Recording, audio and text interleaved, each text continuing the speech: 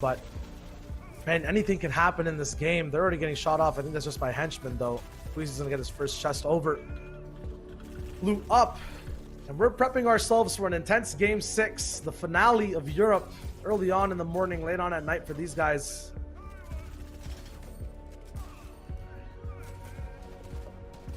I mean, that's the second front war, right? It's all about getting to the top 25, getting out of the bottom, having some respect on your name, or as much as you can grab of it. Stompy and Aqua at the Grotto, I believe, are going to be completely uncontested for this again. Up in the vault. Oh no. This is the worst position to be, stuck in the back of the vault, and they're going to try to hold on. Actually, they're going to fight it. Putro takes out CRR, and we've seen this fight before, by the way, in warm-ups. This was one of the teams that was here. Now Nitro in the 1 versus 2. He can make this work. He can make this happen. He's done it before. He did it in warm-ups, and he's doing it again. He takes out Siberia, and now they trade minis. Actually, he doesn't only have bandages. And the possible revive is here, too. Possible revives for both teams. Does CRR have minis? Does CRR have shields? The revive is better and faster for Nitro. There, he finally sticks it on the other side. A big buff. I believe bandage cannons can also spawn in from that chest. I wonder if this is this like a I don't know, man. Both these teams clearly don't have too much to play for anymore in this grand finals, besides trying to get towards that top 25. But is this like a play for the future? Is this a play for other tournaments to come here into Lazy Lake? But also, Aqua finds himself an elimination over at the Grotto. A big team push here from, I believe this is going to be Maestro and Styler. Yes, it is.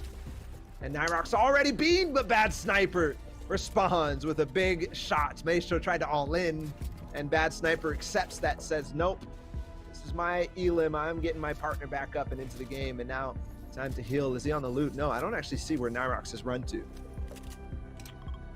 This is a definite fight of pride, because these guys are ready to just give it up, move on to a different spot, and try to play out the tournament now, finding their way back into Lazy Lake. And that's so unfortunate for Maestro and Styler, because I believe they were one of those teams at that 20 to 28 point threshold. From Weeping Woods on top of Andalex and Nate, and we've seen this story before from Wolfies at DreamHack. And look, as he lands on Andalex. Remember that Andalex placed second at DreamHack for all, because specifically Wolfies in that fight. What is going on? Has gotten into Pleasant. That's why he was lurking in that box by himself outside his zone for a bit. He's going to pick up Mr. Savage and bring him back into the game, but then Letchi and Wolfies are in the path to get in. And look at this, a full box up as zone will start to overtake. But Nitro has really no chance, I think, as the RPGs plus the AUG spray, and he's over water too.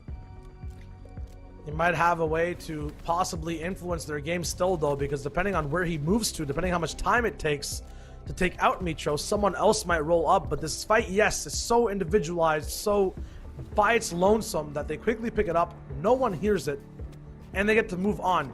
Now, I believe, almost tied with Trulex and Queasy. And everywhere they walk, people just looking at them. I feel like they know who's walking by. This is the third place team, by the way. They were at 30 points before this game started. And yes, this was the issue I was talking about for Mr. Savage and iDrop. So many teams right in front of them. Yes, the reboot was heard from everybody. Letchi and Wolfies was one of that team above, on top of that. But there's just more involved. Trulex and Queasy still moving northward. Still moving. This was not taken. Aqua and Stompy on the other side. You couldn't write. This is scripted. This is 100% scripted here in the grand finals of EU. My goodness, there are so many teams in play in this final game. And my goodness, they all have a say on the leaderboards. Nitro did not have the vault, so no guaranteed launch pad after Nate and Andalex took him out. The Stompy and Aqua have one. They might be able to build over towards that. They do, and they launch instantly like we've seen in every single time, and this matters so much. Nate, he doesn't realize how much it matters, because that's Aqua and Stompy, and only one tag is going to mean that they're probably poised to take height in this final game. And I don't think that launch pad can be reused. People are trying to go for it. It might be good for Nate and Andalex here because they get some free shots. It's up there, but it's a bait from Stompy and Aqua, who know exactly the trajectory that people will launch themselves off with. Andelek staying up top for just a hot second. That's all he has left until the zone starts to move. Gets ice with a big one pump. And they won't be able to find the finish off of it completely. They might be able to, as you see a little bit. Nope, he's going to leave him behind. Move all the way forward, low ground style. And him and Nate have a boost up to 48 points, currently in the lead. By the way, just have to point it out, it was Ice who was contesting him at the beginning of the tournament. Poetic. Queasy fell on the launch pad from where he was trying to go, and same with Trulex. So it's done. Andelek and Nate were already in the lead, and they have now, Trulex could still make it in, but I highly doubt it. He has a lot of materials to work with, but no teammate is going to be for certain, and he does actually break line of sight with the mountain. He could still make it in, but wasting so many materials, got to switch to wood. He's going to take the time to hopefully pop this big pop, but no, there is no time. There is no hope. Stompy and Aqua, by the way, have gone all the way down onto low ground, I believe, unless my eyes deceive me. No, they're right there at the bottom. Queasy, in the meantime, did get knocked by Verox, who I believe possibly got that point. Now he has to find the time to pop this big pot, and then he still could have a say, but I don't think there is a say, as the entire lobby knows right now, Trulex. Actually, he builds himself a nice box. Perfect way to get away from this. Pops both big pots, and he has zone 2. I want to see if we get a wide shot of eventually of exactly who's alive here, who's where. We switch back over to Nate and Andalex. Have to remember, Rasco and Artur are still here as well, playing their win condition, just being silent, looking for a chance to get some low ground elims later on and move up, because one duo is basically out. Trulex could try to take some placement away from other duos, but now it's Aqua and Stompy on height. Nate is there looking for a shot in. These relationships are still ongoing. Somehow from low all the way up top, they find a backup plan. And stuck in Storm, Nate is going to pop up a Slurpfish. These guys are on the brink, and it might look like their game's almost over. What? They have so many mats for being slightly a bit too economic, taking so much damage. They're low now, finally find a launch, but they're so weak in the air. Luckily, don't get shot. They move over. Have 1,000 mats on Nate, probably the same on Andalex. Finally online, but they're going to have to find a lot of siphons to finish out this game.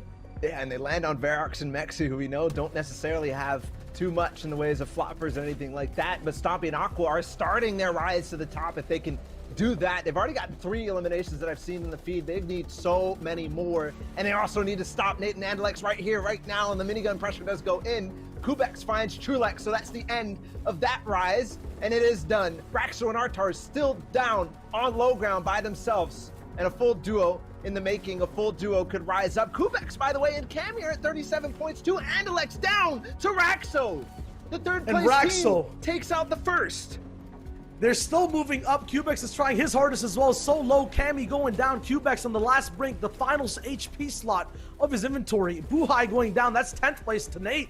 He's still trying to survive as Andalex goes away. And suddenly, everything looks possible. Nate, though, in a clutch situation. Sweet is also moving up the boards. Ray is trying to find a way of his own to come through. Nowhere finally taken out. Legendary getting some picks as well. Here's Nate looking for shots, doesn't find them. Verox alive on low ground. On height, you can hear the minigun ringing. It's time for everyone to go down and possibly try to survive. Clement and Kaizen are here too. But Nate's gonna hold on. If he doesn't fall out of placement, he's basically negating everybody else's placement points at the top of the leaderboard. And RPG is gonna land on Raxo. I don't know if it did. Raxo and Artur, they clean up. Kubex in zone, 43 points now for them. He has the grappler as well, but the minigun's still spraying out. Verox at the same time, chiming in as Hillel, because he has a couple of eliminations for himself. Kubex finally goes down, but Raxo's still alive. And there it is, the end of that one, 47 points. And Verox is here. Kaizen finding things. Dako's still alive, trying to find a way in. It's absolute pandemonium in Game 6 with every possible duo in the top 15 finding points, finding placement, and a way to live. Although now it's a final 2v2 with, I think, Buhai and Anas trying to find their way up against Stompy and Aqua at 40 points. If they get both these picks and the finish, that's 45, although not first, can move so high up in the placement thresholds. And I think Buhai and Anas are also up here in points. So whoever wins this gets the higher placement. It's stakes on the line, and the Kings of Height are here trying to hold things down. Anas is trying to flopper play in the storm. It is not possible. Can these messiahs fulfill the prophecy of a back-to-back win in games 5 and 6? Here we go. Stompy on height. Aqua, with the big support of the minigun, are surviving. I think finally in the storm, Buhai goes down. So it's all up to Anas, and it's a 2v1 that drops down. The classic story is fulfilled in game 6. And reveal, no, we're just gonna go everybody at the same time. It is Andalex and Nate, and they hold on. 53 points at the end of it with the win and all the eliminations that they did, and the clutch 15th and possibly 10th place from Nate and Lex have done it again.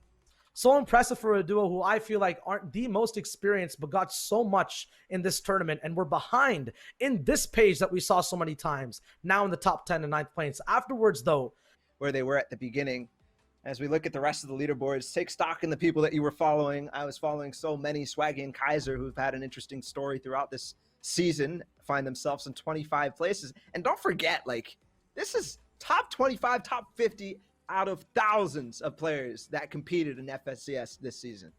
Yeah, some super fan favorites, Savage Scully coming in, getting no points whatsoever, having their first experience up in here of hard-fought experience, as well as other people who had some stumbles early off spawn, Ice and Mosh, unfortunately.